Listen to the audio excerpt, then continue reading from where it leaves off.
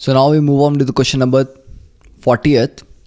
Classify the following species into Lewis acids and Lewis bases and show how these act as Lewis acid or base. देखिए it's a good question. तो OH negative की बात करें तो हम सभी जानते हैं कि एक बेस है. F नेगेटिव भी बेस है क्योंकि इसके पास कोई हाइड्रोजन लूज करने के लिए नहीं है बल्कि नेगेटिव चार्ज है, तो इट्स इलेक्ट्रॉन रिच स्पीशीज.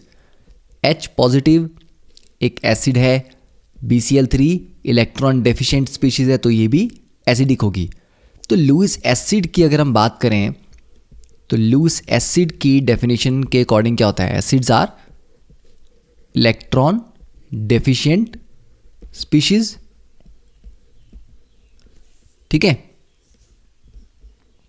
और आप बोल सकते हैं विच गेन इलेक्ट्रॉन. और इसी का जस्ट ऑपोजिट क्या होगा? Lewis base, that is electron rich species, जो कि विच डोनेट इलेक्ट्रॉन्स. ठीक है, तो OH नेगेटिव की बात करें तो OH नेगेटिव हमें पता है कि OH negative is a base, F negative is a base, H positive is acid and BCl3 is acid. तो ये तो हम क्लासीफाई इसको इजीली कर सकते हैं. अब OH नेगेटिव को बेस कैसे कहा गया? ठीक है, कैसे ये डोनेट करता है? देखिए OH नेगेटिव की अगर हम बात करें तो यहाँ पर ऑक्सीजन के पास 1 नेगेटिव चार्ज है. इसका मतलब ऑक्सीजन जब न्यूट्रल होती है तो न्यूट्रल ऑक्सीजन में कितने इलेक्ट्रॉन्स होते हैं? 6. ठीक है, 1 नेगेटिव चार्ज का मतलब क्या हो जाएगा? इसके पास हो गए 7. ओके, 7 में से एक इलेक्ट्रॉन को इसने बॉन्ड बनाने के लिए यूज कर लिया हाइड्रोजन के साथ, तो ये आ गया स्ट्रक्चर OH नेगेटिव का. तो ऑक्सीजन के पास यहाँ पर 3 लोन पेयर्स हैं. ये लोन पेयर किसको डोनेट किए जा सकते हैं? जिसको भी लोन पेयर की रिक्वायरमेंट हो. जैसे कि OH नेगेटिव को अगर H पॉजिटिव को गेन करना है तो अपना एक लोन पेयर. अब देखिए लोन पेयर क्यों यूज करेगा? क्योंकि बॉन्ड बनाने के लिए 2 इलेक्ट्रॉन चाहिए. ठीक है, तो ऑक्सीजन और हाइड्रोजन के बीच में बॉन्ड बनेगा तो उसके लिए 2 इलेक्ट्रॉन लगेंगे. अब हाइड्रोजन के पास तो कोई भी इलेक्ट्रॉन नहीं है, तो दोनों इलेक्ट्रॉन किसको सप्लाई करने हैं? ऑक्सीजन को. ठीक है, तो ये क्या कर रहा है? इलेक्ट्रॉन डोनेट कर रहा है. और फाइनली क्या बनेगा आपका? H2O. ठीक है, तो ये वाला जो पेयर था जिसको मैंने ग्रीन से मार्क किया है, ये तो यहां पर बॉन्ड बनाने में यूज हो गया. बाकी बचे 2 पेयर. अब चार्जेस क्या हुए? 1 नेगेटिव और 1 पॉजिटिव आपस में बैलेंस होके न्यूट्रलाइज हो गए. तो OH नेगेटिव यहां पर क्या था? ये इलेक्ट्रॉन डोनर था और ये H पॉजिटिव क्या था? Electron acceptor. ठीक है, तो इलेक्ट्रॉन गेन कर रहा है. तो जो गेन करने वाला है उसको एसिड कहते हैं, जो लूज कर रहा है उसको बेस कहते हैं. उसी तरह से अगर हम बोल सकते हैं कि F नेगेटिव, तो फ्लोरीन के पास नॉर्मल वैलेंस कितनी होती है?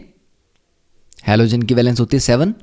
तो 1 2 3 4 5 6 7. अब नेगेटिव का मतलब है इसके पास एक इलेक्ट्रॉन एक्स्ट्रा है, तो 8 हो गए. इसको नेगेटिव लिख दिया. अब ये भी अगर H पॉजिटिव के साथ कंबाइन करता है तो बॉन्ड बनाने के लिए अपने 2 इलेक्ट्रॉन यूज करेगा. ठीक है, तो फाइनली जब ये बनेगा स्ट्रक्चर तो फ्लोरीन के पास रह जाएंगे 3 लोन पेयर, क्योंकि एक उसने डोनेट कर दिया और चार्जेस आपस में न्यूट्रलाइज हो गए. तो F नेगेटिव इलेक्ट्रॉन डोनर है. BCl3 की बात करें तो BCl3 में बोरॉन के 3 बॉन्ड हैं क्लोरीन के साथ. तो बोरॉन का क्या है? इनकम्प्लीट ऑक्टेट है. ठीक है, 3 बॉन्ड का मतलब है 6 इलेक्ट्रॉन्स इसके पास है. तो इनकम्प्लीट ऑक्टेट की वजह से ये इजीली किसी के साथ भी एडक्ट बनाने की ट्राई करता है. ओके, सो ये हो गया रीजन कि क्यों इनको हम एज ए लुईस एसिड और बेस क्लासीफाई कर रहे हैं.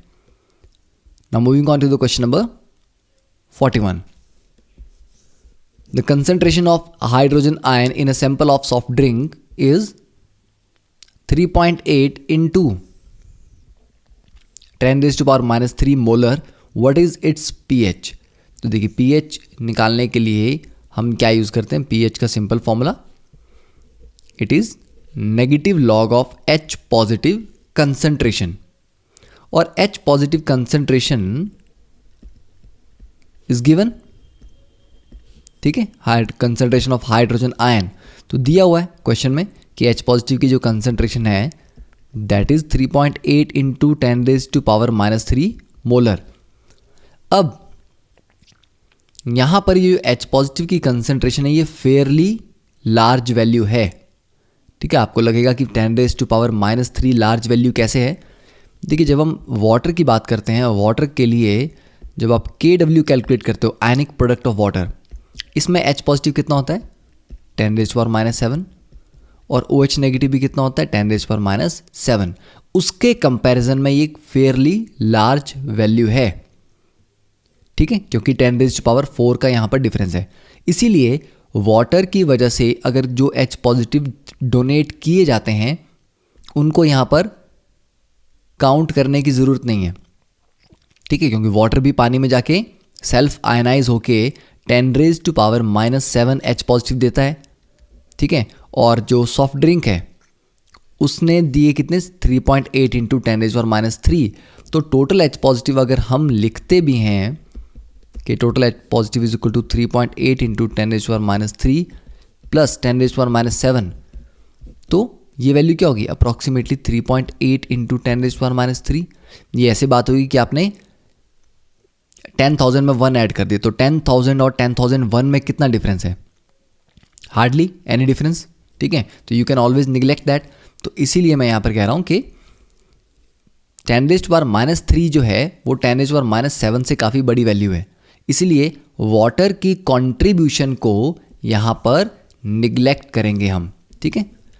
तो डायरेक्टली मतलब सिंपल क्वेश्चन है, तो नेगेटिव लॉग ऑफ 3.8 इंटू 10⁻³ हम यहाँ पर लेंगे, तो ये कितना हो जाएगा that is negative log of 3.8, ठीक है, माइनस लॉग ऑफ 10⁻³ तो लॉग ऑफ 3.8 अगर आप लेते हैं दैट इज 0.58, तो जाएगा -0.58 माइनस लॉग 10⁻³ तो -3 जो पावर में वो बाहर आता है, तो माइनस ऑफ -3 और ये बचेगा log 10, log 10 हो जाएगा 1, तो हो जाएगा -0.58 प्लस 3 दैट इज 2.42।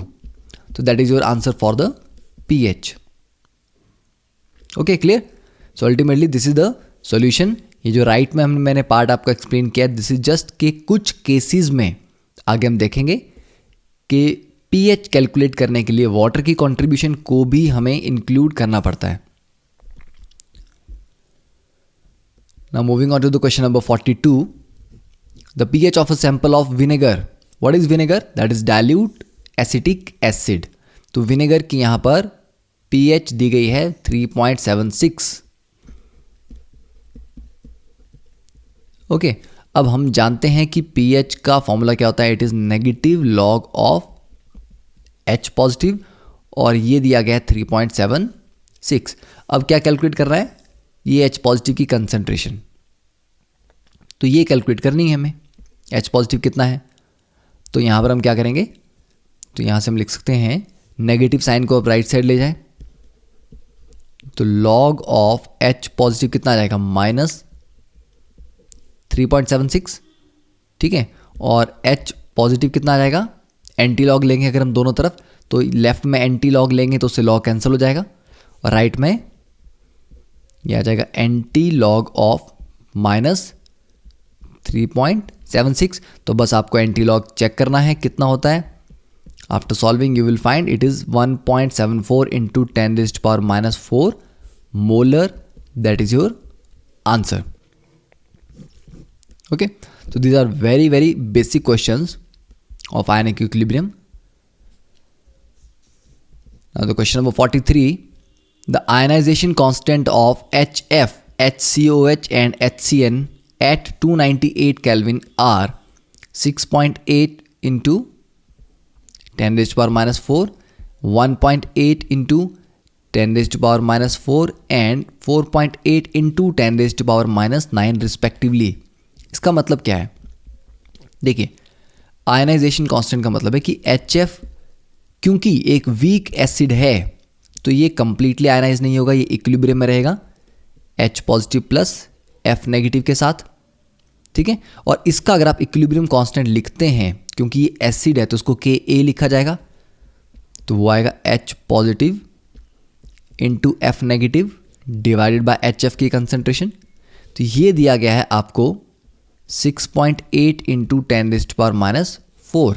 वैसे ही फॉर्मिक एसिड भी क्या है, एक स्ट्रॉन्ग एसिड नहीं है, तो ये पार्शियली डिसोशिएट होगा H positive plus HCO negative में। इसके लिए अगर हम Ka लिखते हैं that is H positive into HCO negative divide by HCOH। ये दिया गया 1.8 इंटू 10⁻⁴। और वैसे ही हम HCN के लिए भी लिख सकते हैं। अब यहाँ पर ये जो डेटा दिया गया है 3 Ka की वैल्यू, इससे हम और क्या बता सकते हैं कि acidic strength that is directly proportional to Ka। किसकी Ka की वैल्यू सबसे ज़्यादा है? HF की। तो इसका मतलब कि HF ज़्यादा स्ट्रॉन्ग एसिड है HCOH से, जो ज़्यादा स्ट्रॉन्ग है HCN से। HCN बहुत वीक है इस केस में, क्योंकि 4.8 इंटू 10⁻⁹ है, ठीक है। तो इससे आप एसिडिक स्ट्रेंथ को भी बता सकते हैं, ठीक है। अब हमें यहाँ पर क्या कैलकुलेट करना है? हमें कैलकुलेट करना है, calculate the ionization constants of their conjugate bases. अब कॉन्जुगेट बेस के बीच में आपने एक रिलेशन कभी पढ़ा होगा शायद, Ka into KB is equal to KW, ठीक है। तो ये रिलेशन पढ़ा है आपने, तो इसको यूज करेंगे। Ka आपको दिया गया है, KW आपको पता है, KB आपका निकल जाएगा। अब इसको प्रूव कर सकते हैं क्या हम? ठीक है, मान लीजिए हम HF के लिए प्रूव करना चाह रहे हैं, तो HF के लिए Ka तो मुझे पता है। अब HF का कॉन्जुगेट बेस अगर ये H पॉजिटिव लूज करता है तो F नेगेटिव बनेगा, ये बनेगा इसका कॉन्जुगेट बेस। तो कॉन्जुगेट बेस का रिएक्शन कैसा होगा? अगर अब मैं F नेगेटिव के लिए Kb लिखना चाहता हूँ, Kb फॉर F नेगेटिव लिखना चाहता हूँ, तो वो कैसे लिखा जाएगा? तो देखिए F नेगेटिव का ऐसा बेस यूज़ करना है। तो F नेगेटिव अगर बेस है तो ये, क्योंकि वाटर में रहेगा सॉल्यूशन में, तो H2O के साथ रिएक्ट करके ये क्या देगा? HF बनाएगा। मतलब क्योंकि ये बेस है तो ये क्या करेगा? H पॉजिटिव गेन करेगा, तो ये बनाएगा अपना conjugate acid plus OH negative. तो ये आएगी इक्वेशन। ये कभी मत करना कि Kb लिखने के लिए आप डायरेक्टली लिख दो F नेगेटिव ने सीधा H पॉजिटिव गेन किया और बना दिया HF, ठीक है। वो एक एसिड बेस पेयर बनाने के लिए ठीक है, बट रिएक्शन में जब रियलिटी में रिएक्शन होता है तो क्या पॉसिबिलिटी है कि F नेगेटिव को उड़ता उड़ता H पॉजिटिव कहीं से मिल जाएगा? नहीं मिल सकता, ठीक है। तो H पॉजिटिव बेसिकली कहाँ एग्जिस्ट करेगा? F नेगेटिव किस में होगा? पानी में होगा। तो पानी से वो H2O से H पॉजिटिव निकालेगा बाहर, जिससे पीछे क्या बचेगा? OH negative. तो ये इक्वेशन है। इस इक्वेशन के अकॉर्डिंग अगर हम Kb लिखें that will be HF into OH negative divide by F negative into H2O, ठीक है। अब बताइए यहां से Ka into KB for HF, अगर हम Ka इंटू KB करते हैं तो वो क्या होगा? देखिए ये Ka KB को मल्टीप्लाई किया आपने, F नेगेटिव नीचे है, यहाँ ऊपर है, कैंसिल हो जाएंगे। यहाँ HF ऊपर और नीचे ये कैंसिल हो जाएंगे। क्या बचेगा? ये बचेगा OH negative into H positive divide by water, और वाटर की कंसंट्रेशन अप्रॉक्सीमेटली क्या रहती है? कांस्टेंट। तो ये किसके बराबर आ गया? KW के बराबर, ठीक है। तो आप प्रूव भी कर सकते हो किसी के लिए भी, चाहे HCO नेगेटिव के लिए प्रूव करना है, किसी के लिए भी। तो यहाँ से अगर हम डायरेक्टली कैलकुलेट करें तो अब हम बोल सकते हैं for HF Ka into KB is equal to KW। इसलिए Ka कितना है इसका? That is 6.8 into 10⁻⁴ into KB is equal to 10⁻14, क्योंकि हम मानते हैं कि टेम्परेचर 298 केल्विन है। ओके, तो यहां से आपके पास KB की वैल्यू आ जाएगी दिस इज अराउंड 1.5 इंटू 10⁻⁻11. ठीक है. सेकेंड फॉर HCOH, सेम चीज, KB कैलकुलेट करके कितना आएगा, that is KW/KA 5.6 into 10⁻11. And for HCN KB calculate करके आएगा 2.08 into 10⁻6. So that is the solution. तो सोल्यूशन इंपॉर्टेंट नहीं है, important part is how to write the equation. ठीक है, कि कैसे हम डिराइव करते हैं KA into KB is equal to KW. Okay, so that completes this lecture. Next we will start with the solution of question number 44. Thank you.